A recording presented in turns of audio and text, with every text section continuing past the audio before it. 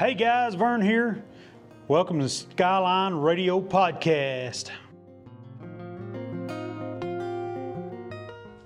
What's up guys? Vern here with the Skyline Radio Podcast. I'm on with Mayor Will Joyce today. How you doing, buddy? Good, man. How are you? You're episode number 1. We had Reagan and Trina, and they're going to be, he's always been table 0, so they're going to be episode 0. So you'll be episode number 1. Well, that's a huge honor for me. We're going to talk all kinds of stuff today. Just chill and see what goes down. Sounds like fun to me. Why the hell did you run for mayor? I get Were that you question drinking? a lot. I get that question a lot, and there probably were a couple drinks involved at some point. But, man, I grew up in Stillwater, so I'm from here originally. Grew up here, went to college here, and moved away. My wife and I actually got married in college, and she's from here too. But we moved away, went to St. Louis to go to grad school, and ended up living up there for 10 years, having 4 kids. And when we moved back in 2011 with 4 kids under 6, we just kind of got involved with trying to find things for kids to do, and kind of got involved with some nonprofits and sat on a couple of boards because I'd kind of gotten involved in doing that in St. Louis a little bit. And one thing just kind of led to another. And it's just kind of that idea, I grew up, like I said, here. My dad's an engineer over at Central Rural Electric, and I kind of always taught that if there's a problem that that you feel like there's a problem with something, then you should go try to fix it. It's your job to try to help. And so I was frustrated with a couple things that were city kind of stuff, and so, well, maybe I'll get involved with the city. And applied to get on the city council at one point, and they appointed Elaine Zanotti instead of me, which was the right decision by the council at the time for sure. But one of them after that came up to me and said, well, you should run for my seat next year. Because he was going to be terming out. And so I ran in 16, and then the mayor's seat was opening up, and I was like, well, maybe I'll do that. It's never something I planned on doing, never was really interested in politics or being on, a city council or anything like that. Didn't pay attention to who the mayor, I couldn't have told you who the mayor was when I was a kid in town. So it just really kind of turned into something that I was upset about a couple things and felt like things could be done better, and so I guess if I think that way, I guess I should go try to do it better, right? There you go. So that was the idea. It's one of my kids. Is it? Right there, yeah. I've got the boys, Mom's getting the girls right now. Oh, yeah. There's 5 of them. You got 5 of them? Man. Yeah. Spend a lot of time running around here, I bet. They do. They eat a lot of bad brats. I bet. Yeah, that's the thing here with this little deal. We, you asked me about why the podcast, and just because I can, I guess. And I think it can cover some cool stuff that's not getting covered, like,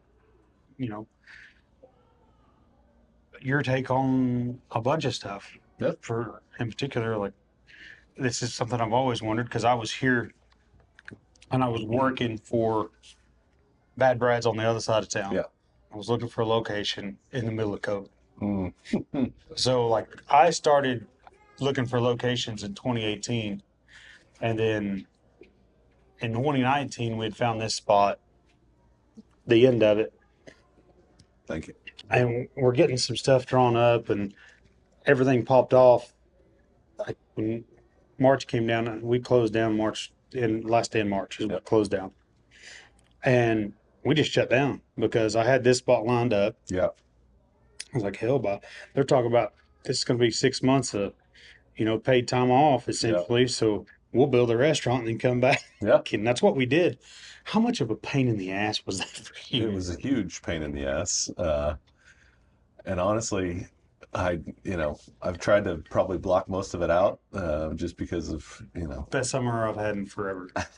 And honestly, looking back on it, it was a great summer. I mean, we spent more time, as a family, just sitting around on the porch. I feel like the weather was really good.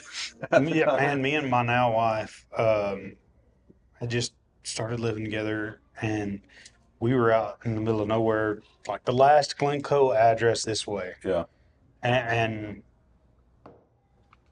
we just worked and did stuff around that place. We were leasing that 80 at the time and living there, and there's always something to do, and we fished and hunted and Yep. hunted mushrooms. And my boss, our old boss, we closed on like a Tuesday or something like Yeah. that. And Friday he wanted to Skype. He always wanted to Skype. I Skyped every day at 1 o'clock for years, and because they were, he lived in Yukon. Okay. He said, "Hey, let's jump on Skype."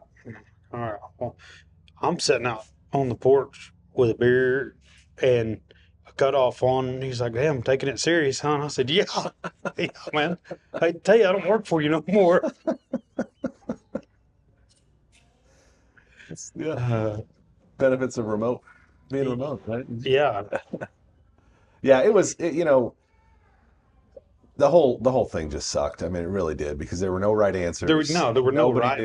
Nobody knew what the right things to do were. I mean, I always tell people all the time because they're like, "Well, you got all this trouble from people who didn't want to wear masks," and I said, "Well, yeah, but before that, the first few weeks of it, I was getting more trouble from people who said I was going to kill everybody in town because we weren't doing anything Yeah. about it." And so, we had the bike race Yeah, Mid-South yeah. happened that weekend was basically, well, if you remember the timeline, the Thunder game got shut down Yeah. on Wednesday. Yeah. That was So Wednesday. one of my wholesalers was at that game. Yeah. I And remember then, that, Chad. Thursday, Friday, Saturday was Mid-South in Stillwater. And we had tons of conversations about it. Should we still do it? Well, it's different than a basketball game. Nobody's inside. It's outside. It's, people are getting exercise. I mean, Yeah. probably not that risky of an activity, Yeah. really.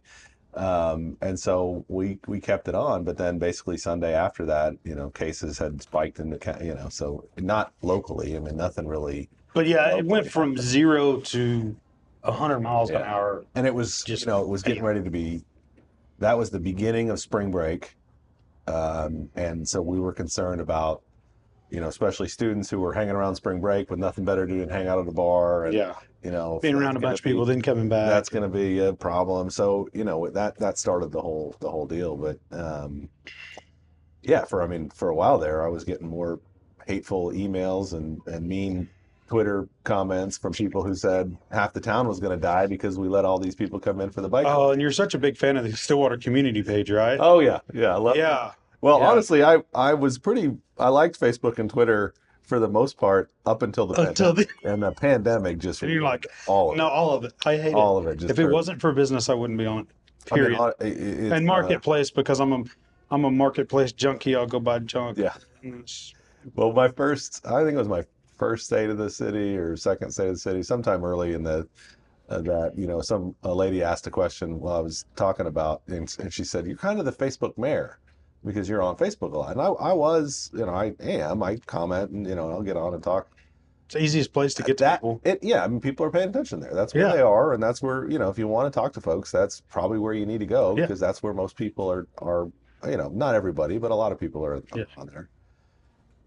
And it was, for the most part, mostly fun until COVID. Yeah, and then it's like just a joke. It got, and again, it wasn't just one side or the other. It wasn't, Yeah. I've had, It's all.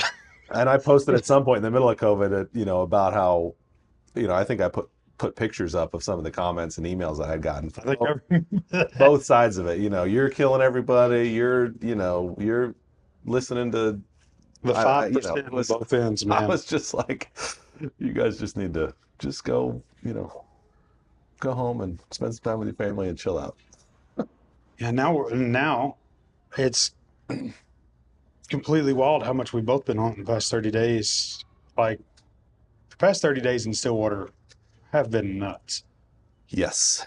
Honestly, since 5 weeks, yeah. Since we're talking It's been 5 weeks. Again, coincidentally, Mid-South weekend. Yeah, I was thinking the same Mid-South thing. I was like, weekend. yeah. 5 years later, right? So 5 years after that whole debacle for COVID started Yeah. that weekend, we had fires come through.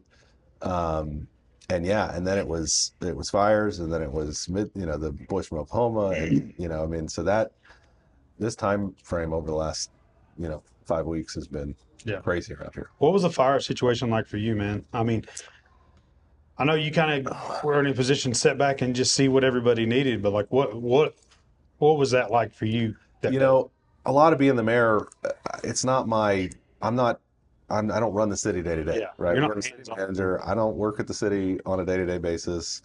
I don't supervise the police chief or the fire chief or any of those guys, Yeah. right? So my day-to-day operational function is just about nothing. So I was actually in Muskogee Yeah. all day Thursday and Friday at the state robotics championship. That's conveniently he was out of town.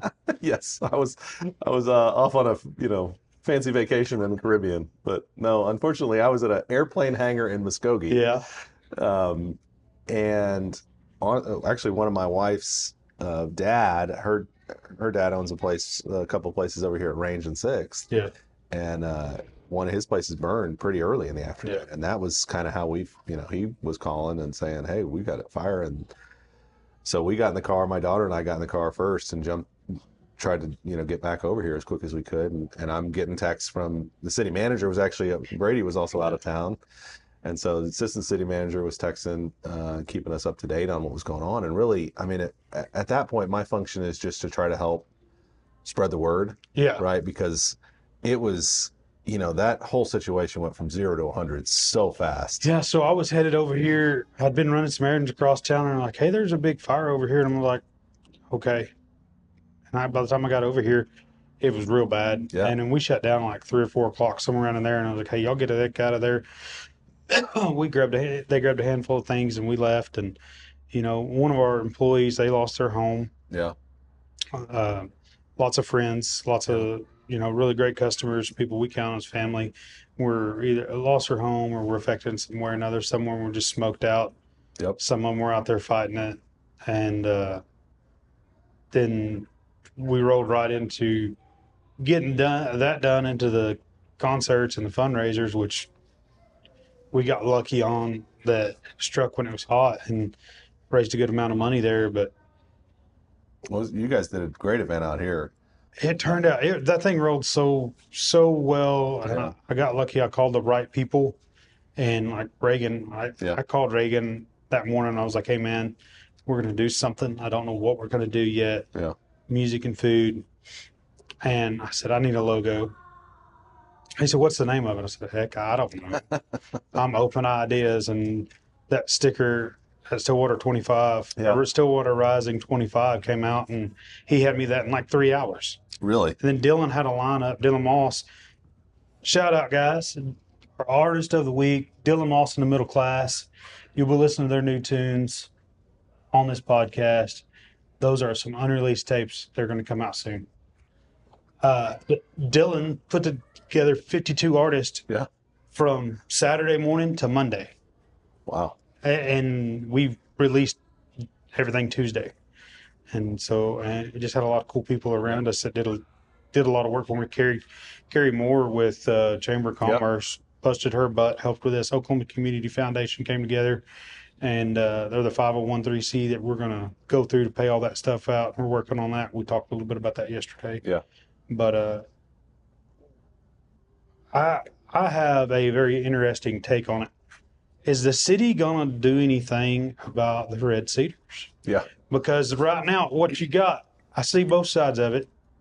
One, I hate them. I hate their guts and liver. The only thing that comes close to that is Bradford pears, but cedar trees are worse. I've always hated them. They soak up 35 to 55 gallons of water a day. They're an invasive species. We brought them in during the dadgum Great Depression because we needed a wind block. Mm-hmm. Then they went rampant, and I hate them. But some people love them, and they're in their yards. And I'm also one of those guys. Like, if you tell me to cut down a tree on my property, I'll probably plant 3 more. Yeah. So, like, I get it from both stands. But what we've got, especially on this side of town, there's a lot of undeveloped property with 20-year growths. And we had a fire out by my house that was 2 miles away. And if it would have jumped 108, I told my wife, I said, we got to load the van up, because if it jumps 108 and it hits that, there's an undeveloped 20, 30-year growth of cedar trees to the south of us. And I say, if it hits that growth, our house will be gone. Yeah. If it jumps the highway, we've got an hour and a half, and we got to go. So I kind of see both sides of it. Yeah. What's the city's take on it? Well, I mean, a lot of the same kind of weighing both sides of it, right? Because clearly it's an invasive species. Clearly it's a nuisance. having these trees out there, especially, part of the areas that burn there close to Pecan Hill, that neighborhood between Pecan Hill and Boulder Creek, you've got 80, 100 acres, something like that, of vacant land that's in the city limits, and it's completely uncontrolled in terms of cedars. Right here on the corner by Walmart, if that would have went up. Well, I mean, and then you've got the acreage right at 19th and Country Club. Yeah. That did, partially burn, and, just got super lucky that didn't jump 19th and get into like Shumard Oaks and that area right there. So, there's a lot of those areas where it's absolutely a nuisance. There's absolutely, reason for us to be able to declare it a nuisance and to say you have to, as a homeowner. Same, we tell people they can't let their grass grow, 10, 12, 18 inches high, whatever it is the regulation actually is. And so we can do that as a city. And I have no doubt that we as a council will pass, some sort of a resolution or ordinance that does create a nuisance language around red cedars and says that people need to abate them. The question then becomes, well, how do you enforce it? Right? Same thing we have with people mowing their grass or folks that have a bunch of rusty old cars, sitting in their yard, or that technically violate our ordinances in some way. But going, or houses that people aren't keeping up and the siding's falling off and they become a nuisance, or they become an attraction for rodents and that kind of thing. And so we have the ability to write tickets for those folks, but you've got an 80-acre tract out here that's, as far as I know, owned by somebody who lives in Texas. We go out there and say, oh, hey, your cedars are a nuisance. We're going to write you a ticket. Okay, now what? Yeah. Right. You can pay your ticket. Maybe you don't pay your ticket. Then it comes to, do you write that ticket per person? Yeah. Do you write that ticket per acreage? Yeah. Do you write that ticket per tree? Per violation. I mean, we can. Yeah. I mean, it could be a substantial kind of a thing. On the other side of it, how the heck are you going to pay for it? Yeah. It's not cheap to go clear 80 acres of cedar. No, I mean, I do it we do it, and we use a skid steer and a pincher and all that stuff, but, and you can do that stuff in town, but a lot of it's going to be, you're going to be clearing big trees next to $1 million homes. Yep. That gets expensive. And then, you can't just cut them and leave them. No. You're going to have to clear them off. Yeah. You're going to put them somewhere. And dump fees are not going down. No, they're not. So it is. Burning them seems like a questionable idea at this point. I mean, do it in the right circumstances. Okay, right guys. Circumstances, it'd be good. But it's a difficult question just to say. We can absolutely declare them a nuisance, and I have no doubt that we will do something like that here relatively quickly. The question then becomes, how do we enforce it, and how do we get people on the same page? I mean, I think there's a lot of folks who recognize what the danger is with them and will do their own abatement, now, recognizing how big the problem can be. There's going to be some people who say, well, I don't want to do anything with it. Or there's going to be some people who don't really pay attention to those people like that. Do you do something with the fire department there to make their rates higher on or something? That's stuff we pay. So we pay a rural rate. I've got some land on the east side of Stillwater that we rent and lease, and we got a long-term lease on, and we pay a $200 fee to be part of the fire contract. Yep. Do you raise their rates if they keep cedar trees? Is that something you look at? That's actually it's a great idea. It's one of those things that's come up a little bit. We've been talking to, so we're working with the state forestry people. We're talking to, people at OSU who work in forestry about what are the ways, one, like if you're going to say it's a nuisance and you're going to say people have to abate it, well, what do we have to do? I mean, is it like... You might as well throw Bradford Pears in with that too. I'm just throwing it out there like we could get rid of both. The city flag at the city of Stillwater has a Bradford pear blossom on it. I've never always agreed with the government, so you can add that. Hey, listen, at some point downtown Stillwater, they had planted them all up and down. Everybody did because they thought they're pretty for about a week. Well, and they were supposed to be to where they couldn't mate. Oh yeah, that was the original big deal on them. Hey, they can't do what cedar trees do. Right? Exactly what they're doing. Proliferate on their own. Yeah, exactly. That's exactly. And that's fine, but they cause so many other problems. Yeah. I agree. I mean, I am in agreement with us needing, trying to do some things that would take, put some onus on people to do something. But, like you said, it's also private property, and there's only so much you can do to say to somebody, this is what you're allowed to do and what you're not allowed to do with your land. You can create what we can do, like you said, is kind of create some liability for folks, hopefully, to say, hey, if you choose not to do this, you're going to have higher expenses, you're going to have higher potential liability if something bad does happen. Those are the kinds of things that we certainly can do. One of the things we do with houses, say we've had a couple of houses in town over the last couple of years where they're basically falling down. Yeah. We get them citations. They don't ever fix them up. Well, we have the ability to go tear it down, right? We have a little hearing at city council meeting, and they have to come, and we say, listen, you've got 90 days to get these things fixed. And if you don't, we will send somebody over and we will tear that house down. And then we'll put the charge for that basically as a lien. We'll send you a bill, but of course most of them aren't going to pay it because they're just letting houses rot in a lot anyway. Well, it goes on a lien against the property, right? So if that property ever sells, we get our money back out of the sale price, ostensibly, right? If that ever actually happens. But that's the kind of thing that, the city's not going to want to go pay all the money to abate the cedar trees and then send a bill to somebody who's never going to pay it, right? They're not going to. And the only way we can get is wait for them to maybe sell the land at some point 10, 20, 30 years from now, and then maybe we get our money back. But that's the problem, is that there's just really no good enforcement solutions that we've identified yet. But I think awareness is really going to help. Yeah. Folks, for everybody out there, we hate cedar trees. They're junk. They don't look good. They don't make good Christmas trees. They look like they make the Joe Dirt beard of Christmas trees, okay? Just kill them, all of them. That's one of the things that we need to do a lot more of, though, is the education piece around it and help people here's some other things you can do for screening, right? Because a lot of people use them for screening. You plant them between you and your neighbor's house. They grow fast. They provide a good, you can't see your neighbor's house anymore. And that's one of the things people use it for a ton. And the windbreak aspect of it, too. But there's other options, right? And that's what we need to help. So many other options. Your insurance is going to go down. Yeah. If you got them within so many feet of your house, it's raising your insurance.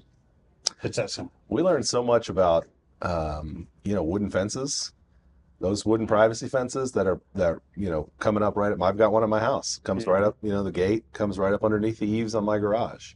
And, fire department folks were saying those fences were catching matchsticks, and that burns right up underneath the house and then gets right up underneath the eave of that garage and sucks into the attic, and that's all it takes. Yep. So, moving those fences away or using metal gates and in where it's underneath the eave like that, that's all stuff I'm going to be doing at my house.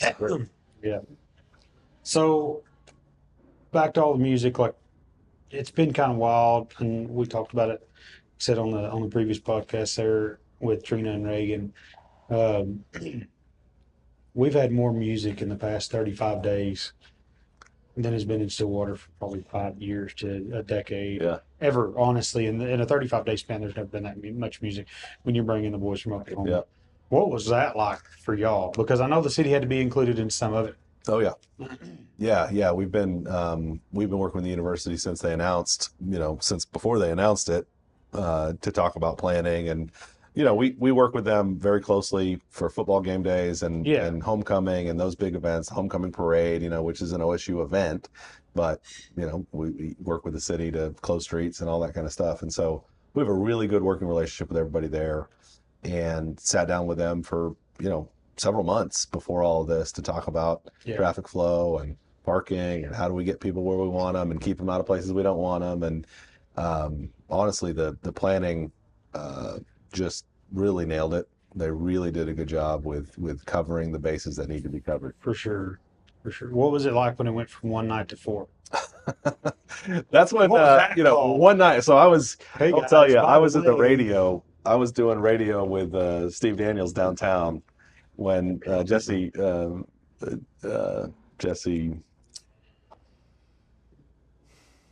OSU. Yeah. Man, I couldn't remember the city manager's name the other night at the city council meeting. So I'm an equal opportunity forgetter for sure. I'm the same way. He's like, hey, we're going to do this concert. I mean, he was telling me off the air, and this was just a few days before they announced it. So I didn't, and I was like, you got to be kidding me. I was like, that's going to be amazing. He's like, well, we'll see if we can sell them. I'm like, if you can sell them, you're going to sell, you could sell 5 nights of that. And he's, well, we'll see if it, and so we were kind of talking about it over the succeeding days, and it was tickets went on sale and they were sold within, 10 minutes? Oh, yeah. Not even. And I was getting texts, well, we're talking about maybe adding another night. Absolutely, go for Cool. it. And then it was, because it went from Saturday, Yeah. and then, okay, we're going to add a Friday night show. And then it was, we're going to add Sunday and Thursday. And we were like, okay. Yeah, that's cool. Well, I mean, I was super, Yeah. I was super excited about it. I think from a logistics standpoint, you go 2 nights, 3 nights, 4 nights, it's all pretty much the same thing, but it really honestly is what it does is it gives you just that many more opportunities for something to go wrong. Yeah. Right. You think we could have one perfect night. Yeah. 2 nights in a row, okay, maybe. 3 nights in a row, we're gonna have a perfect night. I don't think so. 4 nights, like it's almost impossible that you're gonna have 4 nights where nothing really goes wrong, which makes it even more amazing that we had 4 nights where nothing went wrong. Yeah. I mean, you'll know what were the arrests? There was only 3 or 4 DUIs, Nothing. and no big fights, no big injuries, mostly PIs. Yeah. Which good for people. Get drunk and walk. Yep. A PI is $180, guys. You'll be fine. And you really got to talk yourself into a PI. You really do. I mean, watched it happen a few times. And that was the feedback I saw from our officers was, I mean, the only people we were, because there were plenty of people out there who were intoxicated. Oh yeah, but everybody, but you really gotta, you gotta be doing something kind of dumb to forget to who get said it. yourself But, they were talking about everybody was on the same team. Yeah, That's the deal. It wasn't 2 opposing teams coming in. Yep. Everybody was on the same team to see the music. And there were no referees to be mad at. No. And you just, it was just everybody was so happy to be there. We saw each other Sunday night at the concert. Yeah. I was down in the pit, had a great time. Me too. And I didn't know you were in the pit. Yeah, I was. Nice. Sunday night. I was down there Friday night and Sunday night. Nice. It was unbelievable. Yeah, I had a great time down there, and it was as fast. It's the fastest I've ever gotten into boot pickets. Yeah. It's the fastest I've ever gotten food there. It's the fastest I've ever gotten drinks there. There were some problems with some overcharges. I heard about that afterwards too, and I mean, I know they're looking into it. I'm sure they'll whatever they can show that. I mean, there's going to be a shady vendor at every deal you go to, guys. Don't act like you've never been to the state fair and be like, did I just pay $45 for 3 popcorns? Yeah. I got to tell you though, I think there were probably also some people that looked at their credit card bill a couple days later and thought, did I really spend $95 on beer? Like, well, I mean, it was $12, $13 a can. So didn't take much before you went. You should have pregame. You may not have remembered the last time you went up there and got it. You should have known to pregame from when you were watching them the original times, guys. It's that simple. But the midway, that thing was bigger than we expected. And honestly, like for us, it hurt our business because people got there and stayed there. We talked about that a little bit. And some businesses closer, we just got out business. Yeah, I mean, so I think part of the issue with where people ended up was there were so many people here who never been to Stillwater before. Yeah, and then they just didn't get out. They were scared to go anywhere. Exactly. And they were concerned about traffic. Even the locals, though, that I talked to, they got there and they were like, man, I'm not going to go anywhere. I may not be able to get back. Even though they did a really good job making it easy. Like for us, we didn't drive. We had somebody drop us off, and we got dropped right off there at the west end zone and got picked up right there at the west end zone. Yep. 15 minutes after the concert was over, and it was easy. And there were a lot of people who did that. But the traffic was really, really good. It was better than a football game for a lot of reasons. I think partly because of that, right? There were a lot of people that said, we're going to get down there at noon or 1 or 2 or whatever, or we're just going to park and we're not going anywhere else. There were also a lot of people that took party buses in. I mean, I think the 12s and Tumbleweed, I know, were running party buses. Yeah, but there were people coming up from Oklahoma City and in from Tulsa that were taking that were just renting buses and got dropped off, and bam. The university folks were saying there were probably 100 party buses parked up on the other side of the stadium, where they dropped people off. And and even people that weren't necessarily party buses, but I know guys that drove in SUVs 8 deep, and they parked, and that's where they stayed. Yeah. So I mean, I think that probably hurt what some of the outlying places. We all did good business. Like we did 2.5 times what we normally would do on that weekend, and I've looked at the history in the past, and we could have done 5 times as much. But the way it worked out, people just stayed there. We know that, and looking at next year, Yep. Cody wants to do it again. Yep. I think everybody wants to do it again. Absolutely. There was nothing to say, no, we're never going to do that again. No. Everybody compares it to orange peel. Yeah. I'm like, let's not do it in the summer though. Let's keep it in April because nobody wants to be in Boone Pickens in August. No, that's true. But man, we got so lucky with the weather. Oh, it literally was beautiful. snowing the weekend before. Yeah. And then the weekend after, we had. I mean, can you imagine that Friday night? Torrential rain. That would have been a real ragweed concert. With white boots and 6 inches of mud.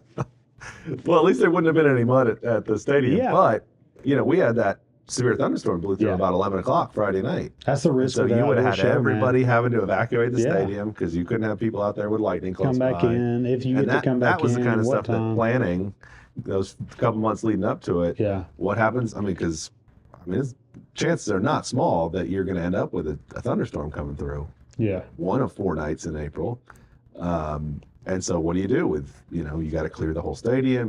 That would have been. Cat Fry runs into it every year. Yeah, true. That one's outside the city limits though. So Yeah, but those shows run into it. Absolutely, and, and that's the, looking at it for next year, which, 100% on board. Everybody, probably not 4 nights again.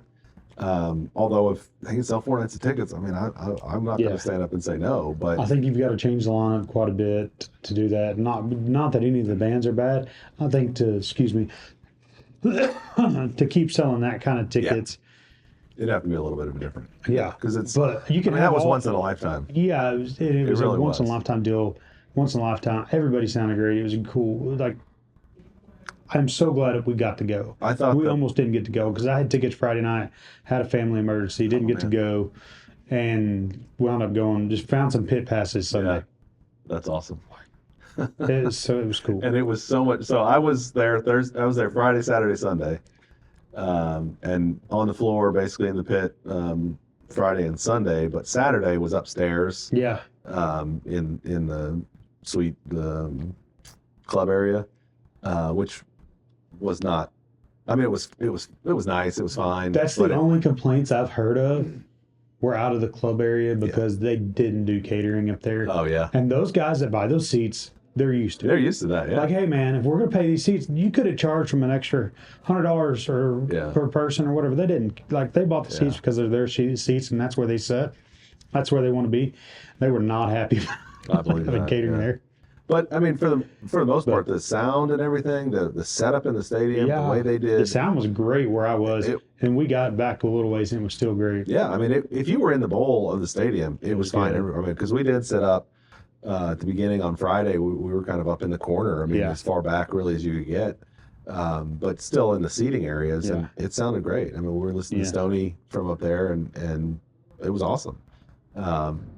And then down on the floor, that's what's so hard. I mean, I'm not an audio engineer, but those guys who set all that stuff up, to be able to have That's a science. Yeah, and to be able to have it to be a good experience sitting 150 yards away. Yeah. But then also be a great experience when you're sitting on the floor or standing right in front of the stage. Yeah. I mean, that is they did a great job. Yeah, for sure. I'm just glad it worked out. Good, and came together, and I know everybody that was involved is glad. So if they do it next year, yep.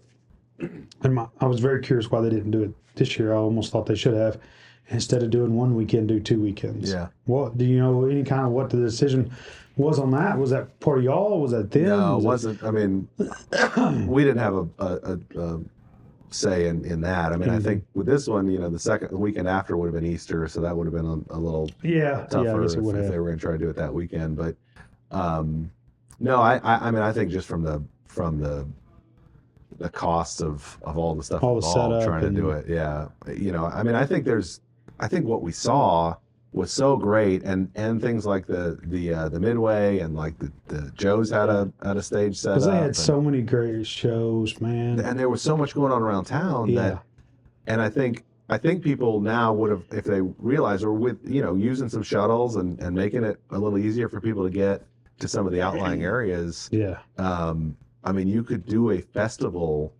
over the course of a week. You could do 4, 5, 6 days. where it's a little bit more spread out. You've got some different events in different places, and then maybe have the big shows, 2-3 nights maybe at the stadium. But I mean, I think everybody had so much fun and saw how great it could be. That and you're getting to see people you hadn't seen in 15 years too. Everybody did. It wasn't just cross country. Everybody that grew up here. Yep. What music did you grow up on here? I was not. So I was here I was in college, 97-01. So I saw these bands on the Strip or at the Weed. I didn't go. I was not out there much. Yeah. I think I was at the Wormy Dog once. I wasn't super into. I was more into like more mainstream country probably. Yeah. And more like in high school, more like Nirvana and grunge and rock and sort of more mainstream sort of stuff. It really wasn't until I left that I kind of, when I was in St. Louis and was listening to stuff from back home, that I kind of got more into the sort of red dirt music after I was out of Stillwater. So it's one of those things where you sort of regret having not taken advantage of being able to see all these guys as much as I probably could have seen them in the late 90s here in Stillwater. So yeah, I wasn't down there very much. Well, I think it's about enough for the concert. Maybe we'll do it again and go from there, but let's talk about Mayor. Okay. Being the mayor. What's it actually like, man? Is it just something new every day? Is it? It is. It's something new every day. It's really, like I said, my job as the mayor is really public relations. It's trying to help communicate with people in the community about what's happening. Why is the city doing it this way? Or, why are the roads How the way long have they you do? been mayor? So I was elected mayor in 2018. 2018. And when's your term up? So this term, we run 4-year terms here. So and you can do 3 of them. Yeah. So this is the last year of my second term. Yeah. You gonna run again? I have not fully decided that. Yeah. Thinking about it, drinking about it. We're talking about it. Yeah. I mean, it's a volunteer job, right? You get paid, basically you get paid $100 for every regular city council meeting you show up at. Yeah. So that's $200 a month. We have 2 regular meetings a month. I don't know if you know that, but that's shit pay. It is not good pay. Because yesterday afternoon, I was in 2 meetings during the day yesterday, couple 2.5 hours of time. None of that's paid for, right? I mean, that's not. How do you juggle that? How do you juggle that with a job, man? I have a very good boss that I work for at Interworks. Bayfar is community minded. He's, we do a lot of business with him on the barbecue side. Yeah. Yep. And we, he understands it. He's willing to put up with the fact that, because I'm the lawyer for that company. I'm the only lawyer that works there, and we have about 300 and some employees spread from Australia to Europe. And so it's a busy place too. And I've got a lot going on there, but I can do it early in the morning. I can do it late at night. I can kind of, I can bounce around a little bit and make time work, when I need to. And so it's flexible enough, and he understands, hey, there's going to be a Tuesday afternoon where I got to go to a meeting, and, he's active, engaged in a lot of stuff around town too. So sometimes he's in those same meetings. So it's helpful. But you couldn't do it if you didn't have that. No. I mean, you couldn't, that's one of the problems with the way that's set up. Really, you either have to have a great, easygoing job that you can be flexible with, like I do, or you got to be retired, or you got to be independently wealthy. Yeah. And you don't have to work, or you just don't do the job very well. Exactly. Right? I mean, that's the other, I think that's what happens too much, is that you have folks who are mayor and council who, hey, I get paid to show up 5:30 2 Monday nights a month. And that's what you do. And that's what you do, right? I show up 2 Monday nights a month, and I make decisions based on the information I get at those meetings. And if it's good, it's good. If it's not, it's not. But, I want no part of it. None of it. But that's part of the, we talked earlier about why. Yeah. And part of it for me is like, man, if I can do it, if I don't do it, what are the options? Like who else is gonna do it? And we end up not to, we've had good mayors over the past, and we've had folks who have been very invested in our community, but that's because there are those people have been willing to say, I'm going to make the sacrifices that I need to make to do it. But if not, you end up with a pretty small group of people who have the ability to do it, and you don't necessarily get a very diverse viewpoint on life. Yeah. Right. If it's only just retired guys who are able to get in there and do that job, right? Especially you need people in a who are young working a town. job. Especially in a young town. Stillwater's a younger crowd. It always has been. Always will be because of the college. And I get that on your part of it, because like they asked, us why we did the fire deal. I was like, because we're set up to. Yeah. I mean, I have the connections to, and it's something that Bad Brad's. Heck, like I said, one of my guys lost their house. That he's a 15, 16-year-old kid. He's 16 now. Yeah, and he doesn't have a home to go to tonight. We could do something about it. All it was for me was making a whole lot of calls and some planning. Sure. And we could, and that's why we did it. And I get that part of it. So yeah, well, I mean and I think that there's a lot of people in this community who are community minded, care about their neighbors, care about trying to help people, and they do that in a lot of different ways. Being the mayor is just the way that I do it. I'm organized a giant. Yeah, there's so much. That thing just sprawled out of control more than we first thought. When I first thought, hey, we raised $4,000 or $5,000 will be great. Yeah. And then we raised over 40 on that deal. And then we were part of another one that raised over 22. Yeah. So I'm awesome. Really excited about it. It's really cool. That guy was so cool. I'm ready to get those people paid out. But even running a business in this town and having a restaurant available for people and putting the word, this is no joke to run a restaurant where that to me is a public service. You make some money doing it, hopefully, but it's also not easy. It's not. And you probably could do other things that financially maybe were easier to make the money, or there's different options. But we have a lot of business owners in this town that I think the way they run their business is a public service to the community. And that's the deal. There's a lot of people, and we mentioned some of those community pages and crap. There's so much shit that gets talked on there, and if you're somebody that's coming from out of Stillwater, which almost everybody that lives in Stillwater is a transplant. Yeah. I would say it's probably 60-40 or better. Yeah. It's a transplant. I'm a transplant. Yeah. It's that simple. I'm not from here. And if you're outside looking in, you pay attention to that stuff, it makes us look like a crap town. I'm like, dude, it's really not. You want to see people come together for a cause. You want to see something, somebody in need that needs help, and you watch stuff get organized. Watch this community. Yeah. Yeah, it does really well. All you have to do with the community page stuff or whatever, anybody online is talking about, is just look into that person, and whoever's got that to say, go see how actually involved they are. Are they showing up at fundraisers for this stuff? You've got a cartoon as your profile picture, and your past 6 profile pictures are still cartoons, and you have 14 friends. I'm good, man. And I don't really care about if you spend any time on it at all, there's like 12 people that are generally the ones that are instigating most of the, you're just like, okay, dude, whatever. I get a kick out of them, man. I got to stay on them just because of the business and stuff. And every now and then something will pop up or whatever, or stay in tune with what's going on, because, you got to know what to do. Yeah. Especially with the economic ebb and flow of Stillwater is a nightmare. I bet. We have 4 months out of the year where if you're breaking even, you're doing really good. Yeah. Yeah. And there for a while, I felt like we were doing better during the summers,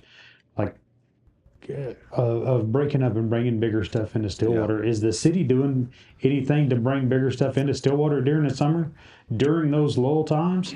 That's definitely something we talk about a lot, is trying to figure out how to bring more activity into the off seasons, right? Building Block 34 downtown, that new sort of public square park that'll be open this summer, is partly an opportunity for us to say, now a venue that we can use for a summer concert series. Having that kind of amenities. What we need better youth sports facilities for baseball tournaments that happen in the summer. For softball tournaments that happen in the summer, for those because that's the kind of stuff where you get. Carolyn over at SASA, they run a fantastic organization. They'll put together a baseball tournament. Yeah. They'll bring in 100 teams, Oh yeah, if for a weekend, right, that are all staying in the area. which is they're a gonna really stay the good night. big economic They're boost. gonna, yeah, absolutely. They're gonna come out and they'll bring, 15 kids out here to go, eat lunch or whatever. So The those block, kinds of things, but we don't have that. We've got to develop the facilities to host those kinds of events. and I want to come back to the Block 34, but Yeah. what's the convention center that was supposed to be built Yeah. over on Duck? Did it die? It's pretty much dead. That project is pretty much dead. Build it out here, man. So Yeah. that we could put more hotels. That's what Bad Brats thinks. Just selfishly, let's put something out here, man. I know where there's a Mexican restaurant we could knock over. I'm It's aware no longer of there. several locations, and this is the thing with the city and economic development. We could right? clear some cedar trees Hey, and put a big convention center. I'm all for it, and that's our job from a city perspective. We don't, we're not investing. Block 34 is funded almost entirely by private investment, right? And I want to go all over that stuff. And that's great. I mean, we love it when people are willing and interested in seeing a vision and they want to go invest in it. And then our job is to kind of get out of the way and make it happen. Give them a canvas that they can use to make what they want to have happen. And that's how economic development works here too. I mean, that's with the data center project that's going on the north side of town, with the rare earth magnet facility, right? I mean, our job is to say, you guys are going to come invest tens of millions, hundreds of millions of dollars, I mean, in the data center's case, billions of dollars in this community. We just need to figure out how do we make it a place that's amenable to that kind of stuff, and we're not getting in your way, we're not putting too many roadblocks up where it's hard for you to come spend money here, and that's what we want to do.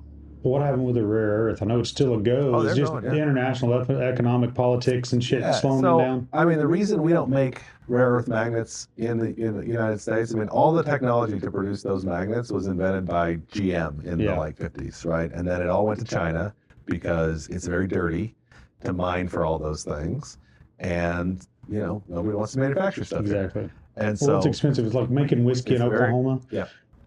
A $30 bottle anywhere else is $50 in Oklahoma. Yeah. It's an uphill battle. Because you don't have the infrastructure and all the... It's just expensive. It's so new that we just got to start distilling. And the laws are so different here. It is so much more expensive because you have to build from ground zero. Yeah. And so, with them bringing...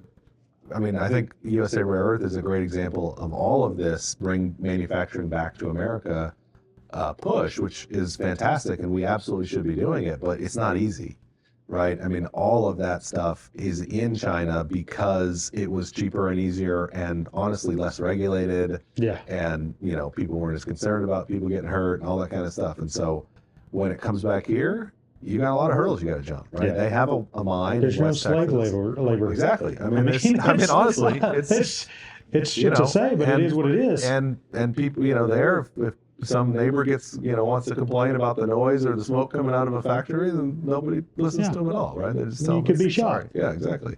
So, here we have to worry about that kind of stuff. And I mean, I don't think we should not worry about that kind of stuff. We should try to we're going to have to find ways to innovate. And that's exactly what USA Rare Earth is doing, is to innovate this supply chain and the process to make these magnets in a way that is, that works in American settings. But yeah, they just recently went public. They produced their first magnet in Stillwater. Awesome. Just a couple months ago. So they are on track to ramp up. We, would hoped it was going to go faster, but it's also exactly why nobody makes these. When you're working international stuff, man, especially with all the politics that have been going on lately, I don't want anything to do with that either. No. And well, it's been helpful. The current political climate has been helpful for them in the sense that, the Department of Energy, the Department of Defense, people who need these magnets are pushing for these things to be built here. And so, I'm excited about the growth that we'll see there here in the next couple years. The Google deal, how's that technically going to help? Because I don't know enough about it. Yeah. How's that technically going to help Stillwater grow? I know it's going to add a handful of jobs. Yeah. Electric bill, essentially, is how that's going to bring in money. Yeah, so they'll be paying property, basically payments in lieu of property taxes. Short-term, obviously, construction food costs. And when we say short-term, I mean, this is going to be 10 plus years probably of construction. Yeah. Because each one of their buildings will take 2 years to build. Yeah. And you're talking about, a building that, the warehouse itself is about 100 million plus in value, construction costs, all that kind of stuff to build that building. And then they're going to put $400 million worth of computers in it. And so that takes a couple of years. And if they build all 6 of them, you're talking about at least 10 years of construction. So thousands of construction jobs over that time frame. Sales and use tax off of the construction materials themselves. Hotels, rent houses, all that stuff. That's a temporary, but not, that's not like 6 months they're coming in and building something and leaving. They'll be here for 10 years. I knew it was going to be a couple years. I didn't realize it was going to be 10. And then over the 25-year life of the tax incentives, they'll be paying basically what amounts to about 30 or 40% of what their full tax bill would be.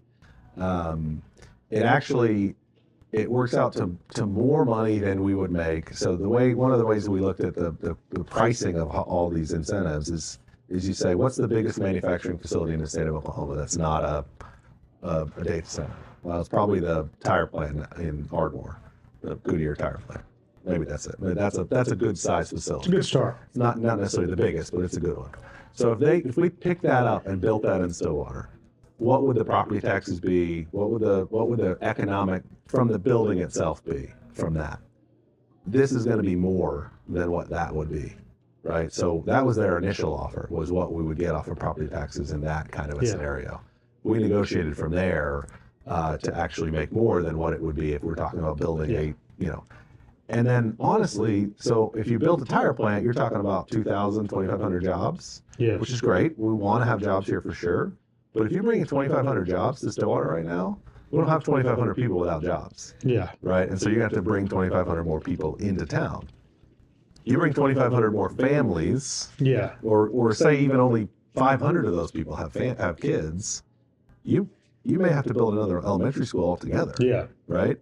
And so the added costs associated with that many jobs is the reason why you have to charge all the property taxes, right? That's why you have to do that. Yeah. Well, we're getting the property taxes and we're not getting the expenses associated with all that, right? We're not going to have to build a new elementary school to house kids. We're not going to have to build a bunch of new houses necessarily just for these folks.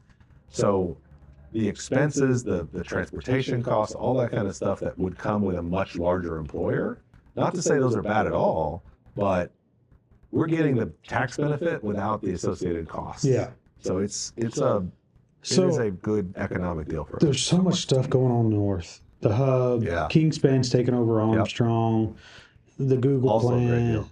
Yeah, it's the Google plant.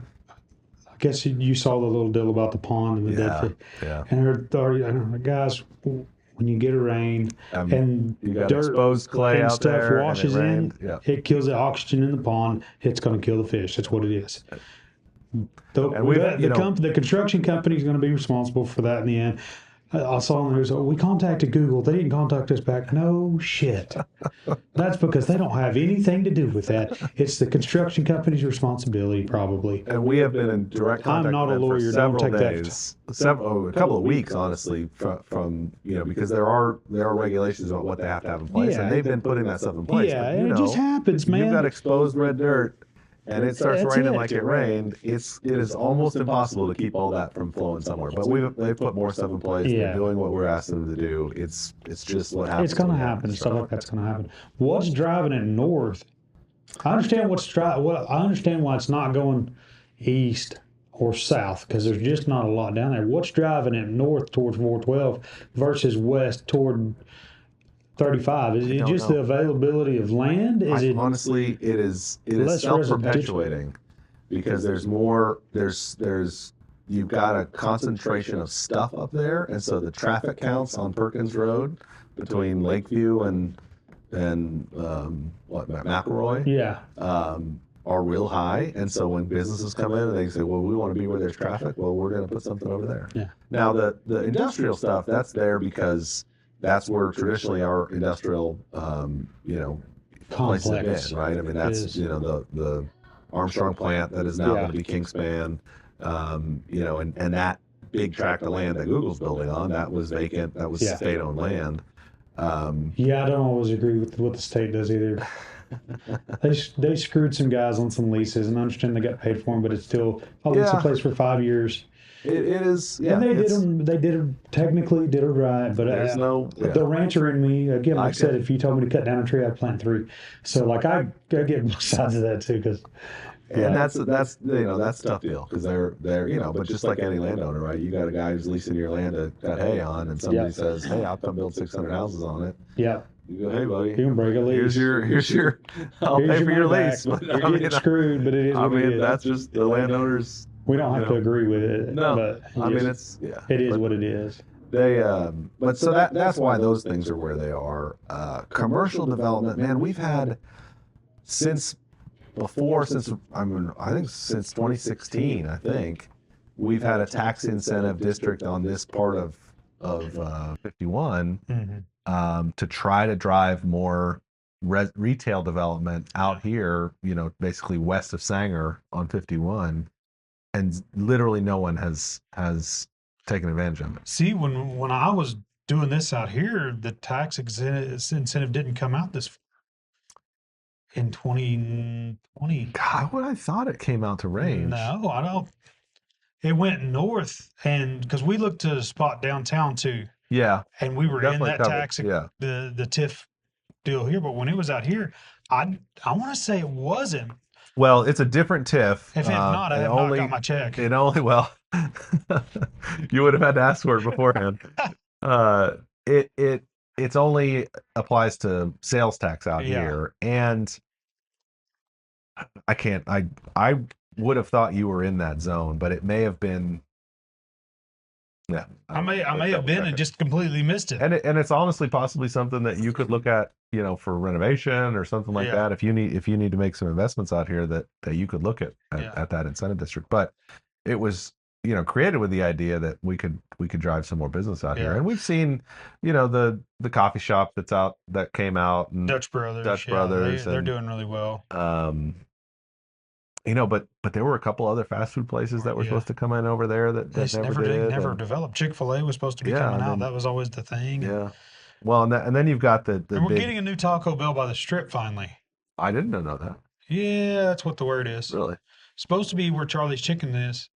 Oh, a Taco Bell? Really? That'd be the place I would put it. You would think. Now, that's one of my. Why one we of the- don't have two of them is a miracle news, but That put place it was right by packed the after the Strip. concerts. yeah. Well, my buddies were like, "Hey man, we got to go get Whataburger after this." I'm like, "I'm not going to Whataburger in Stillwater. You'll be sitting. We've lost a few too many football players in that parking lot because they fell asleep in the car.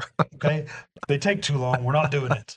I Well, love Whataburger, but not after a night like that. I've been surprised that we haven't seen. I mean, that old Charlie's Chicken has been sitting there. Yeah, That smoke shop that sits outside of Yeah, it. the There's yeah, there's the that old pit. Yeah, there's that vacant lot right next to Cowboy Corner at Sixth and Doug. Yeah.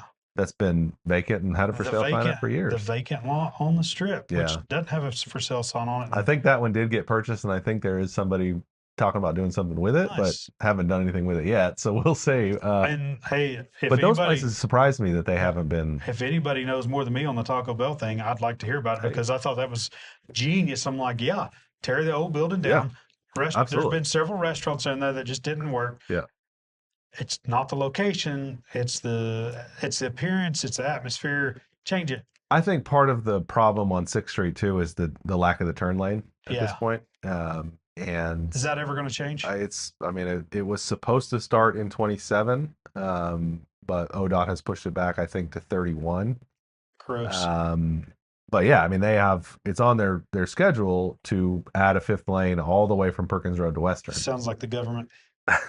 Well, it's the government not having the money to do what it wants to do. Yeah, that's. Oof. But Well. and the cost of construction is just, especially road construction. We've gone from basically $2 million to build a mile of 2-lane road to $4 million Yeah. to build a mile of 2-lane road. Everything, which is crazy to me how much new construction is going on with the price of everything right Yeah. now. It's just gone up exponentially. And, Yeah.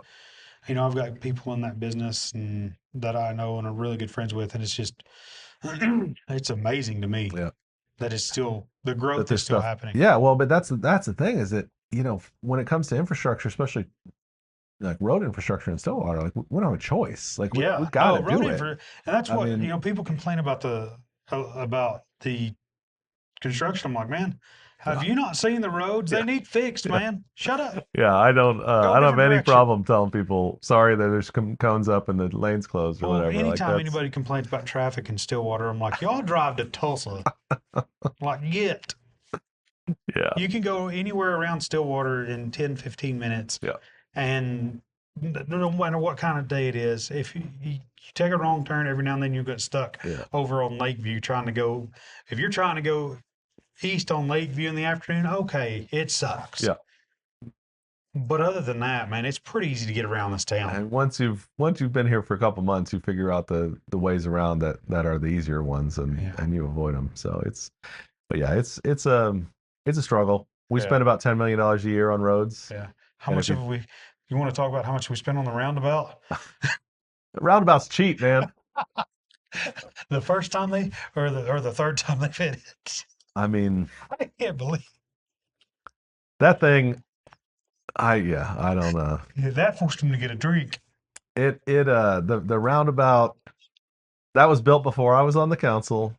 I like it. I think it's I think cool. it's cool, man. I I love don't the understand statue why there. people I can't don't figure know out how that. to drive around it. Oh, I mean, it is absolutely the reason they built it in the first place is it was cheap. Somebody hit the traffic signal. So, yeah. I mean, this is the thing.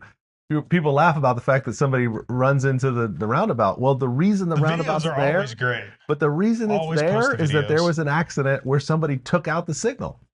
So, I mean, regardless of what traffic control device you put in that intersection, somebody's going to run into it at some Yeah. point. And it was cheaper to build that than it was to put new signals in the intersection. And so, That's wild. it's I don't. I've told we're looking at it as a do we just really what they're talking about right now is we're taking out all the traffic lights. I'm not saying we're doing this. They're looking at the possibility of taking out all the traffic lights on Main Street and just putting four-way stops at all those intersections. That makes sense. Because then people can move. But then, have you been to a four-way stop in this town recently? I mean, it's not like it's people complain about roundabouts, but I'm like, if you've been to a four-way That's stop, fair. nobody knows whose turn it is to go on a That's four-way fair. stop. Yeah, who's on first? And then then you got people T-boning each other in an intersection. Man. So I don't know. I just those are those issues where I say we've got traffic engineers and people who study this stuff, and they can tell us what's the best way to move traffic as efficiently as possible. Part of the reason I like the roundabout is it does make people slow down and go slower down Main Street, and it does keep huge It's trucks supposed to being make able people go down. slow down. I mean, I've seen some of them, man. They just, yeah. Now, this is the thing. I don't care what you put on any road, There's gonna anywhere in be town. something There's going to somewhere. be some guy who's not paying attention, who's driving too fast, who's had a couple of drinks, and he's going to do something dumb. And I mean, there's nothing you can do about that. So Block 34, man, I know Kicker and Simmons Bank are both going to have a stage, right? Is that the only two stages? Well, so there's Is one stage. The Kicker sound stage is in the corner closest to the community center. So that's the southwest corner, and it will face back up towards Main Street. The other corner, caddy corner to that, is the Simmons Bank Pavilion. So it's just sort of a covered meeting area. You can have tables and chairs under there. You can have vendors set up, whatever. I mean, it'll be a nice big pavilion. So, and that'll actually have a bathroom, a permanent bathroom attached to it, men's and women's rooms. And then sort of everywhere else around there's kind of in the direction southeast corner, some play areas, kind of some water features, not really like a big playground, but like kind of a music playground where kids can play a little outdoor xylophone kind of thing, like the botanical gardens have. I love those. And a little crawl around in a tunnel kind of thing, not like a big slide and swing set or anything like that, but and then huge lawn in the middle, actually capacity probably 5,000 or 6,000 people if you wanted to have a big show out there. And then kind of covered area, a little kind of beer garden area off to the east side there, and then food trucks can pull up at all four sides, and they'll be plug-ins, so nobody's going to be running a generator. And then there'd be more like set up places for other vendors that can come in and set up. You guys want to come down and Yeah.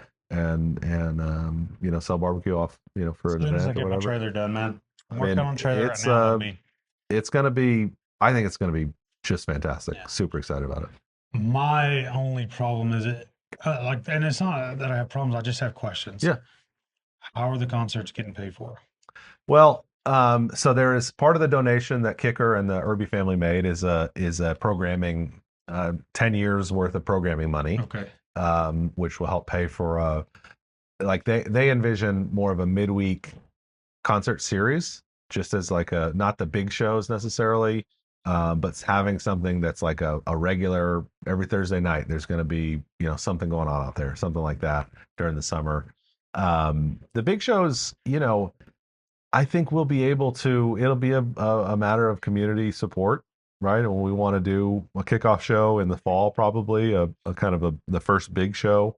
So they're going to be ticketed events, or is it going to be free events? That's all very. That's all being Because discussed, right? Because if they're ticketed events, you've got to fence everything off. You've got to do. I mean, ideally, I think you'd want to do as many free events as you can. If you do ticketed events, you know, bring a promoter in and say, here's what we can offer you, and you guys figure out what you want to charge and how you want to do it and all that kind of stuff. We can do that. It is designed to be able to do stuff like that. But I mean, I think ideally you'd want to have at least a couple big community free kind of events a year. And those will just be, I think what we do is go get sponsors and say, hey, we're going to bring in a local act, you know, somebody that'll generate a good sized crowd and go to the banks and go to, you know, Chamber of Commerce and people and say, hey, chip in a few $1,000 here and let's try to make this happen. And I like that, but then again, I'm in the music side of stuff too.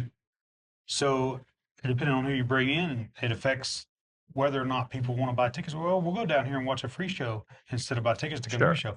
And that's all the things I see about it. I'm like, I really like the idea. This is the problems I see with it, etc. You know. Yeah, I mean, but it'll be. I mean, that kind of stuff would be pretty infrequent. Like we wouldn't be doing those kinds of shows on a regular basis. Like it's not going to be a music venue where you're going to have an act. Are they going to like move the farmers market down there? I hope so. I mean, that's certainly. I mean, again, they're kind of looking at it going, well, we're going to see what it looks like and see. But yes, I mean, ideally, the farmers market would be there on a regular basis. But you know, the stage would also be used for things like the high school music, the high school orchestra or the high school band can go out there and play. The OSU band would go out there and play a concert every once in a while, and you know, local dance, you know, companies can go do their dance. We've got several of those too. Yeah, I mean, and that's what we want it to be. We want it to be a place where any given night there's something different happening. People can rent it out. People can, you know, book their own things there, that kind of stuff. How much do you know about the Farmers Market Association? Like, why is it an association? I don't know. You don't know? That is they're like, I've got some friends and they try to get in there and they kind of got turned away, and I'm like, man, you got people driving in from Oklahoma City and Guthrie, but you're turning away Stillwater people. Like, I don't know enough about it. I've not something I've been involved with. Yeah. No, hopefully though that, you know, with I know one of the issues that they've had is that we've kind of, you know, when they've wanted space, they've kind of been moved around a little bit. They were out at Strickland for a while. They've been, you know, and so ideally this could become. This seems like a good location. Perfect, right? I mean, because then, you know, like lots of space. My parents were in Little Rock for a while, and we'd go out to Little Rock. They'd have a farmers market across on the north side of the river, and there'd be live music, and there's food trucks, and there's the farmers market, and it was an event. You know, people go hang out for Saturday morning, and go to the farmers market, and I mean, this would be a perfect spot for something. I think something like that'd be cool. Yep.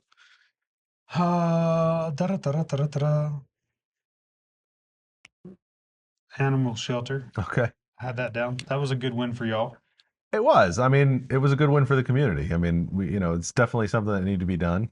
We've needed it for as long as I've been alive, for sure. I mean, it's just like that. I mean, I remember going to that place as a kid and thinking this is a dumpy little shelter. And I mean, I've it's got just dogs from there. And it's we needed the new facility. People are pissed off about how much it costs, but you should probably price building stuff. I mean, you've built stuff recently, right? I mean, it's it's changed so much in the past 5 years when we built, or 4 years. And that's what I tried to explain to people too, is that, you know, I get, people think about a dog pound and you're like, oh, we just build a building, you got some cages in it, whatever. But I mean, this is a facility that's planned to hopefully last another 30 or 40 Yeah. years. Well, and you've got Right. to So it's oversize everything. Like concrete. all the plumbing's got to be oversized. Yep. You're not putting in an inch and a half drains. You're putting in 3.5 inch or 4 inch drains all the time. Like there's all And it's kind got to of be this kind of stuff that it's going to be washed down with Yeah. bleach on a regular basis. It's got to be it's got to well, deal and with there's so much chemicals. open air. It takes twice or three times the much amount of HVAC. Yep. And it's got to be HVAC that, you And then want you're to be able bringing to stuff up to isolate code different that's not ever areas. been brought up to code. Yeah. You don't want, if you got sick animals in there, you don't want them infecting everybody. And so you got to have areas where the HVAC is isolated from others. And, it's, I was absolutely, people came up to me and said, it's way too much money. I said, you're right. It's way too much money. I mean, it is very difficult for me to believe that we would spend that much money. But that's the question. And you sort of go, I mean, every one of the meetings, you can go back and watch them online. Every one of the meetings where they came to us and they started talking about prices, I was saying, really? Like, does it have to, like, is there what else can we cut out of this? Yeah. Have we cut everything that's not essential? And I mean, I don't know what else to say about it. Yeah. It's just, it costs money to build these things. Another question I had, and I don't know what the actual numbers are. You might or may not, and there may not even be any numbers. The homeless population around Stillwater seems like it's grown. It certainly is, I mean, bigger than it was 8 years ago. Since COVID, it's been the change for me seemed to happen during COVID and after. Like post COVID, it's changed. I think that's true, but what's interesting about it to me is that I hear the same thing from mayors and communities around the state. Smaller communities than us, bigger communities than us. I don't think it's just around the state. I think it's just around the nation. I agree. And I don't know what's necessarily causing it. What's the city's take on it, though? Are they planning on building another homeless shelter we don't, soon? We don't own the shelter that we have. No. The Mission of Hope is an independent agency. We try to help support them where we can, but that is not something that the city at this point has any kind of ability to help fund. I mean, what our role in dealing with the homeless situation is, you've got the kind of a conflict between folks who in a lot of cases are just doing what they can do, right? Yeah. They don't, you don't want to. Nothing against them. Exactly. But it's a problem that every city faces, and you get some cities that it's a major problem. Yeah. And so we want to try to do things like where property owners are concerned, we will absolutely enforce, if you've got folks that you're having to deal with and you don't want them on your property or they're, causing problems, we'll certainly go out and deal with that to the extent we can. And we've got, we've talked about public facilities. We have, there's rules in Stillwater against camping in public parks and that sort of thing. You're not allowed to do that. And so, we haven't really, we've had some issues where we've had to go tell people, hey, you can't camp here. Yeah. And then try to find places for them, whether it's, but the homeless situation is very complicated because you've got a lot of folks sometimes who there could be shelter available and they're not interested in it. They just don't want it. They don't want to be there, or they've got a mental health issue that they're just not able to make a decision that would be better for them in some cases. And so it's a very complicated issue. And I think the city's role, again, sort of like in the business things we're talking about, is to make the opportunities available for the people who can come in and help, right? We've got great churches in town. We've got places like Our Daily Bread. We've got places like the, Grand Mental Health to provide those kinds of services. And we want to be a catalyst to make sure that people are able to find the resources they need from all these people who are offering resources. We don't want to be, big bad people just kind of coming and kicking people around, but at the same time, we need them to get help. My question, I guess, would be, is it the city's job to get involved? Is that what it comes to? Because, I mean, we're involved in an animal shelter for $8 million. That's a great question. Talked about. Is That's it the city's job to put an $8 million shelter for homeless humans? We did it for dogs. Well, and that would be my. Because I'm a devil advocate. I appreciate that. I think that's because that's something you are. And everybody else on the city council. That's a question. Like, sure, we're going to raise $8 million for dogs and cats to build a shelter? Yeah, I mean, my response to that would be, we're not spending $8 million to help dogs and cats. We're spending $8 million to protect the public from stray dogs and cats and other stray animals. And the animal control function is part of the police department. Yeah. And it's a public safety function. And I'm not right? saying I disagree with an animal shelter, but when you put them side by side, what we just talked about. I get that, and I've had that question, kind of come up, and I think there's it's a little bit of a different situation though, because if I don't think we should be treating homeless people the same way we treat stray dogs. Absolutely right? not. In the sense that we go pick up a stray dog because we're concerned it's going to hurt somebody, or we're concerned it's going to spread some disease, or it's got rabies, or it's going to be, and we go pick it up. Honestly, traditionally what would have happened 40 years ago, I would have just been killed. Is that dog would have just been euthanized, and stray dog, nobody came and picked it up today. Neighbors probably would have shot it. Yeah, I mean that's, so the only reason we really build a animal shelter at this point is because people get upset if you euthanize animals. Exactly. And certainly that's not a solution to the homeless problem either, right? I mean, that's not something. And then what you run into on the other side of that is, okay, theoretically, you build an $8 million shelter. Yeah. To help people. Does it attract more homeless people to Stillwater then? That is a big concern. Because I like playing all sides of it, because I'm playing the devil advocate side of both sides, because all of a sudden now while you may not say you're a sanctuary city, you've got an $8 million shelter that has a bunch of resources that people are going to want to take advantage of. Some people. I would say go look at any city that has spent millions or tens of millions of dollars on homeless shelters and show me that they're that they don't have a homeless situation. Has it decreased? Right. Are these Do people they not actually have help? anybody on the street? Or has it created an environment where now people are making money off of homeless people like they are in some of the California deals? Yeah, I mean, it's that, and that's the problem, is that it's such a complex problem. It's just it's not as easy as saying, oh, there's, I don't know, really. I mean, I think the counts in Stillwater are in the dozen to 20 kind of range. Not even that many, I think, actually unhoused homeless folks, people who are living outside. I think so. Yeah. I mean, and that's what I mean. Like you might see people out on the street with a sign during the day. Yeah. But I don't know that those are necessarily I've also people seen some of those people drive Cadillacs. I'm not like saying, in my life, I've been around. I don't know. I've seen some of that stuff. Some of it's legit, and then some of it is like that lady walked around the corner and got in a 2024 Cadillac. It is not unheard of that there are folks who understand that there's money to be made in a situation people are going to take that. advantage of situations.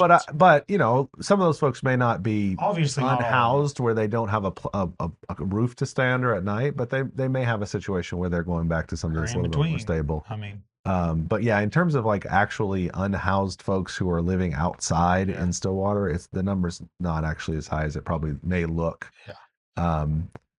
But it's also not if we say, okay, well, we just need to build 12 houses or 12, a shelter that will house 25 people or 20 mini houses and or whatever, and then we won't have people out on the streets. I mean, that's just not, those two things are not both true, right? It just wouldn't be the case. And so it's just like everything else. It's not just building housing or building a shelter to treat that end symptom. Well, yeah, and you're just treating that symptom, right?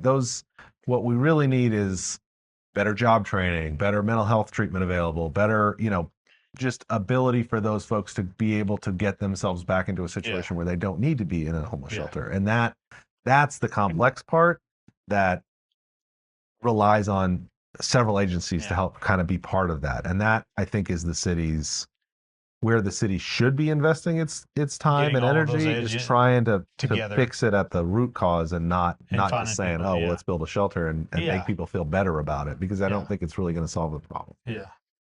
And the only shelter question I had is, does Stillwater have tornado shelters? No, not community tornado shelters. Is that something that should be done? No.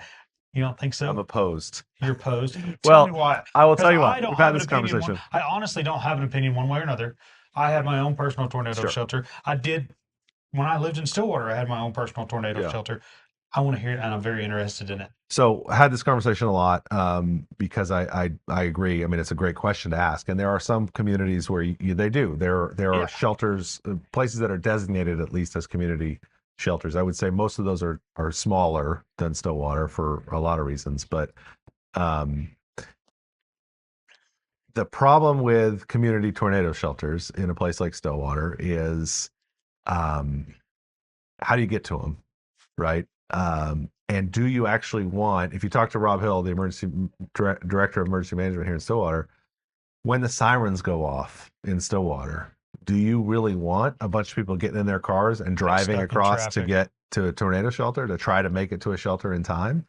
Or is it actually better and safer for everybody if you just tell them get to shelter in place, lowest part of your home, central? I mean, overall, I think the emergency management professionals would tell you, at least in a town like Stillwater, it's safer to tell people when it's tornado, when you got a shelter, get in your just whatever, go get in the shelter. Don't get in your car and try to drive across town. Yeah, and then you've got the issues of people want to bring their pets, and then people don't want to be in there if there's pets in there, and you've got issues of accessibility, right? Well, if I open a public shelter in the city, it's going to have to be ADA accessible, right? So you're going to have to be able to get a wheelchair in, or you're going to have to be able to get and when do you that shut makes the shelter? Exactly. And then when do you you've shut got somebody, and who's making that decision? Yeah. Right. I mean, do we have to have them staffed? And then if you get even 500 people in one area and you try to shut the doors, yep. How many people is it going to take to do that when you have 500 people inside panicking and 100 people outside trying to get in? And then you got 500 people in the shelter. Well, I mean, if a tornado comes through here on a Thursday afternoon in April when school's in session, there could be 75,000 people in Stillwater very easily at that point in time. If we have a shelter available for on an OSU game day, because sure. If we have public shelters that are open, how many of them are we going to be able to, how many do we have to fit? Yeah. Right. If we only have shelter available for 1,500, more risk. Yeah. And then you're going, overfilling. Yeah. I mean, so there's no way you can shelter everybody that needs it. Where do you put them? Right. If you can only build so many of them, you're going to put them on this side of town or that side of town? Do you put them by the schools? Exactly. I mean, so the schools, all the new school buildings are being built with reinforced shelters in them, which absolutely should be the case. The hospital's got reinforced shelter area. There are places, and I remember as being a kid here, I grew up on campus. And I lived in Married Student Housing. My parents were both Army vets. They both joined the Army right out of high school. They came to college later. So I was 2-3 years old when we moved to Stillwater, so my parents could go to college. We lived on campus. And I remember as a kid, like tornado sirens went off, and we went to the student union, the basement of the student union. But we walked across campus to go when it was going to, when we were worried about a tornado. So there are ways that people can deal with it if they need to, but building public shelters is just not feasible and really probably not going to increase safety for most people in Stillwater. That's what I wanted to know. And what's your biggest wins as mayor, you think? Mine? Yeah. Like if you had to say, man, 5 years from now, you're like, damn, I'm glad I got that done. Well, I don't know that there's anything I would say I got done, right? I mean, again, because my role is pretty, it's supervisory and it's policy and that sort of thing. What I want to be able to say when I'm done doing this is that I played a role in elevating the ambition of the community in terms of what we can be as Stillwater, right? I think in my time here, which is most of my life, we've kind of let the university dictate what Stillwater is going to be and how it's going to grow. And, we've never really had the ambition to say, hey, we can go do other stuff. Like we don't just have to be a university town. We can bring in other employers. We can try to find other, we can create community spaces that are not university spaces, right? I mean, if you think about it, like where things happen in Stillwater, so much of it happens on campus because they're the ones that have the facilities to do stuff. And that's great. It's wonderful that we have that. I'll be the first one to admit, like for our business, if we didn't have OSU, no, I mean, cut it in half. This would be Perkins if we didn't have OSU, right? I mean, that's which is not to say, we have a really nice, great big feed mill, and that's it. So we want that to be the case. I love, I mean, what's good for OSU is good for Stillwater every time. But I'm real we can do curious more, how right? that I mean, we line can. gets walked between y'all, because I know, like I said, in some sort, you've got to bow to them because they are OSU and they do create so much They business and so many outrank jobs. us. Yeah, but then on the other side is like, hey man, we got to do something to make Stillwater more than Yeah. just a college town. Yeah. Yeah. And it's a, in my time, it's been a good relationship. That's definitely something I want to be able to walk away from, saying we worked well with the university. We created a long lasting, positive relationship there, because it has not always been the case. Yeah. OSU does not buy power from the city of Stillwater anymore. Yeah. They used to. They don't buy water from the city of Stillwater anymore. They used to. They built their own water treatment plant because people at OSU and people at the city of Stillwater pissed each other off enough that they decided, we're going to go build our own water plant instead of continuing to buy water, which is insanely inefficient. That we have two different water systems in this town that literally, I mean, we can help each other when we need to, but they're not connected. They treat their own water out of Lake Carl Blackwell. And they couldn't even feed most of the community if they wanted to, but it's just silly, right? And it's silly because of relationships that weren't handled very well 20, 30 years ago. I don't ever want that to be the case in Stillwater again. I don't think right? anybody does. Nobody does, right? It's a bunch of and it has changed now from what it was when I was a kid, I think, of who is in charge of all that stuff. There's a lot of younger people getting involved. I think so. And to where probably the median age was about 20 years different than what it is now on the people that are involved. Well, we're all 20 years older than we were. Well, that too. But what I'm saying is like, a lot of these guys were in their 60s and 70s doing the same jobs that guys in their 40s are doing now. Yeah, I could see where that. they're retired and like, hey, I'm going to go take care of this and oversee it. Where now there's so many younger people getting involved. Yeah, I think that's true, and I think that is also part of what I hope. My role, me being involved as the mayor, helps. Because I do talk to people my age, and in my family situation, you've got a young family. Yes, you've got a job. Yes, you're busy, but there are ways that you can chip in here and help the community become more, because I think that's what happens. The younger folks, younger families, young professionals, just doing their thing, not really, don't have the time to go mess with stuff and leave the city stuff, leave the, that important decision making to the older folks. And that the deal is, if you're trying to start a business like in Stillwater and you're married to it, man. Yeah. The getting started right now is so expensive. It's just like my generation buying a house versus my dad's generation buying a house. Yeah. My mom and dad, I think, with which different place,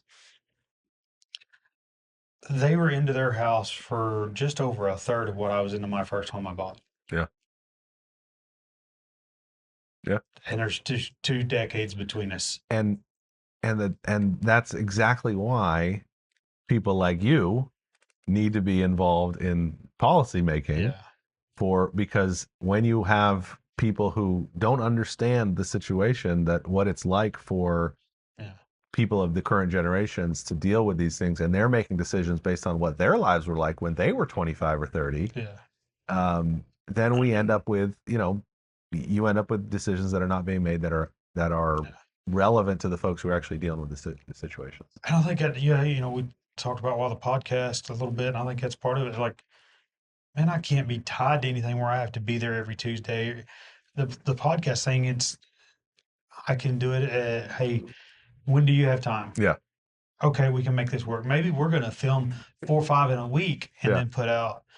And then I won't be able to do anything for a month because I never know how my business is going to go. Sure. But I think that's where, personally, I can make a difference. Is I could get these questions like this shit out. Some of these are my questions. Some of these are other people's questions. Some of these questions that I just, thought about on the fly. Yeah. Like the shelter. Yeah. It's just one of those things I thought about. I was like, man, we're spending that. Why not? Yeah. What's the answers there? What's the questions? What's the real questions? Yeah. But people need to look at Stillwater, I think, and look at all the people helping other people. Mm-hmm. Look at Our Daily Bread. Look at the Seville Center. Look at Wings of Hope, Mission of Hope, Yep. Hope House. There's so many nonprofits in Stillwater. If you want to get involved in anything and help somebody some way, somehow doing something, Yep. just go do it. Yep. Absolutely. Get your ass off the community pages bitching about it. Amen. And just show up, man. There's And ample opportunity. that was like, you know, and you know what's crazy to me? I've been here 14 years. Before our fundraiser, I didn't know there was a Stillwater Community Foundation. Yeah. I've been here 14 years, man. Yeah. So, but I think we need to do a better job of getting that stuff out. And we're going to be bringing some of those people on these podcasts that are doing That's that. awesome. And that's going to be one of the things we do. We're not just going to be a Stillwater podcast. I said it on the last one, we're not going to be a Bad Patch podcast. I'm going to get a little bit of everybody in here is my plan. But what do you want to talk about, man? You got anything? No, I mean, I think what you were just talking about though is so important because there are, when we talked about fire response and the way that the community responded. I mean, with you guys, Terry Essery did a badass job. I need to get him on here and talk about it. Yeah. We've been hitting that hard the first couple of podcasts and stuff, but I'm gonna tell you right now, boys and girls, it's good at what it does. Yeah. I ran into you Sunday at the concerts. You know who else I ran into? Terry. Yeah. And you know what Terry was doing? Working. He was sitting there getting ready to eat a sandwich while he was on his shift. Out, and I said, "Man, what are you doing out here working? Did you get a day off?" He's like, he worked them all because he wanted his guys to be able to take a day off and go enjoy themselves. So Terry Essery is I told him when I saw him, I mean, a tremendous blessing to this community. Oh, for sure. His his attitude and the way he I met him for the first time when we were doing an interview. I was on the radio with Robert Allen. Yeah. And he heard us. He's like, "Hey, man, I want to come in and get on the Doug booth or whatever," which I kind of did Will dirty, guys. I called him out on the Doug booth without even talking to him. I was like, "I'll gain some traction here." I'm not against doing underhanded stuff for the better of the mankind, But I did. When we did that, I was like, "Oh, let's see if we can get the mayor." Nice. I figured somebody would tag you. I didn't see that. But I appreciate it. I'm glad that you did and stuff because the Dunk booth alone, I think we raised $2,000 or $3,000. Oh, that's great. Yeah, that day. That's awesome. Those little kids almost drowned me. Yeah, they were very excited. It was a long line of kids. I was thinking there'd be more adults that wanted to come out there. No, it was all my buddies handing their kids $20 bills. That was fun. That was my first time in a Dunk booth. I'm glad I had that. It was not chance. my first, but it was. Yeah, it was a good one. I think they're doing one at Stone Cloud this weekend. If you want another chance to do it, I'm good. It's it's gonna be warmer, I think. Once a decade. Well, I might have did y'all dirty there because we have a hot water hose. I heard. Turn that hot water hose on. I heard there was hot water at one point, but not when we were in there. I might have. But just smarter than the average barrel or something.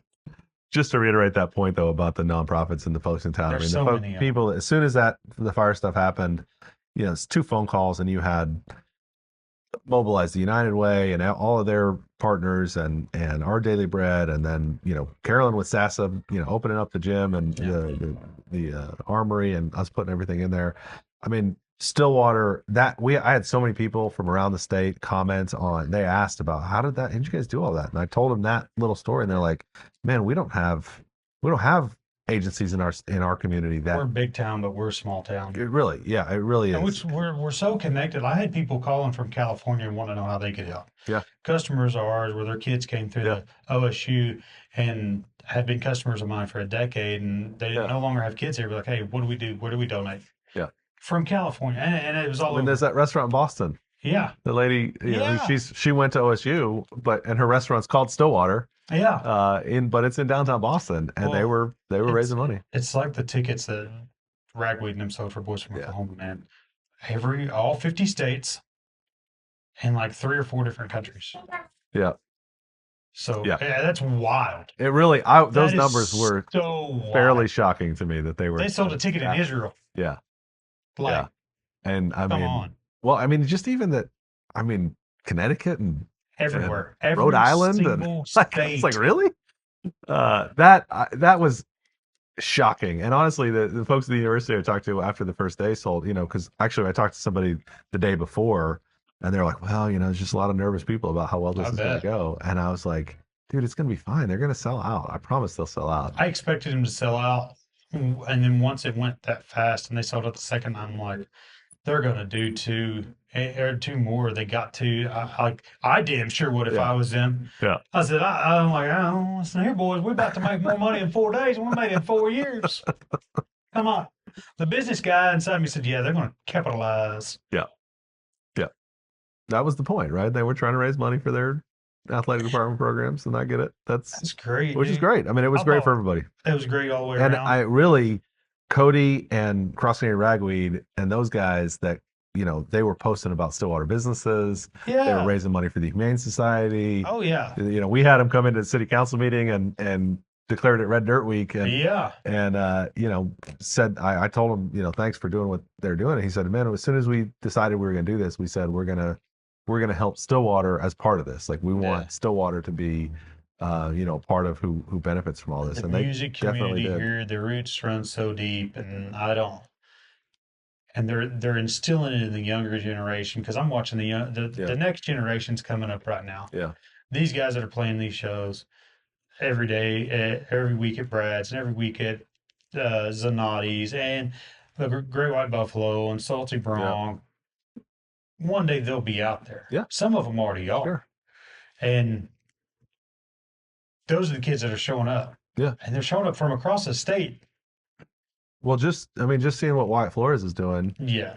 And the amount of, Stillwater that's infused in what he does. I was talking to some of his management about how, he's like every show he does anywhere in the world, he's talking about Stillwater, Oklahoma. Yeah. And that, there's just nothing that can substitute for, and that's what, Cody, Cross Country Ragweed and Cody, they've been doing that their whole career too. I mean, they may be from Yukon to Stillwater. But they talk, and I mean that's it. Turnpike does at their shows. They'll talk about they'll mention Stillwater, and well, I mean, slightly different track, but I went to see Garth in Vegas, and he told 10 minutes of stories about being in Stillwater. So I mean, that's awesome. It's really cool when you see that. They just do it because he's so big. I know, and it's funny to me. I grew up on Garth. I did too, man. Like, I love that. That was and he's been a great ambassador for the community too. But that I think is part of what. There's something about Stillwater that the folks who have spent time here and had that experience and came up, whether it was playing music or they were just in school here, they played sports here or whatever. I mean, guys like Barry Sanders and Thurman Thomas. Yes. I mean, Thurman Thomas is on Twitter today talking about the OSU golf team. I'm like, this is an NFL Hall of Famer who hasn't lived in Stillwater for 40 years. And he's, he's talking about, so it sticks with you at some level, and people continue to be ambassadors for the community, and it's a huge benefit for all of us. Speaking of that, do you know anything about the Karsten Creek stuff? Somebody said they were doing a renovation on that, and I don't know. Oh yeah, they've been working on it for a while. They had been like, how big totally is that rebuilt. Is that going to be big enough to bring a PGA here? I don't know. I don't know if that's what they're going for or not. But like, if it's not going to be big enough to bring a PGA here, why not? I don't know that we have the infrastructure. I mean, a PGA event would be massive, but they've done the NCAA golf tournament there, and I'm sure they'll try to get it back. I mean, we say a PGA event would be massive, but it's not going to be big. That's true. I mean, that's good. That's a good point. I mean, that's a good point. Maybe they could. Driving in 45 minutes from Edmond's not going to be a big deal for these guys. That's true. This is true. I don't know. But it is a full reconstruction of the course. Yeah. They're like putting climate control under the greens. So I'm not a golfer, so for me, this is all just great. I mean, if you think about like basically installing a heat pump under your lawn, so that it is optimal growing temperature all year round. That's all. Like that's what they're doing. At some point, the goal's got to be to do something like that. Yeah, I mean, if you're doing that much, I'm sure. Yeah, that would be my shot. Yeah, hopefully anybody that's connected to the PGA, tell them, hey man, Stillwater in a couple. There is a Stillwater kid that works as one of the tournament. Maybe tournament runners. Ricky can whisper in somebody's ear. sure we got some contact. Put a there. bug in. Yeah. Well, do you have anything else, buddy? Man, I appreciate the opportunity to come and talk. Thanks for coming in. Thanks for having a drink with me. It's awesome. I appreciate it. Thanks so much. Guys, that's the end of episode 1 for the Skyline Radio podcast, established in 2025. We had the mayor on tonight. We'll have a lot of other people on in the future. It's going to be a good deal. I'm ready to get this thing started. Appreciate it, buddy. Thank you very much.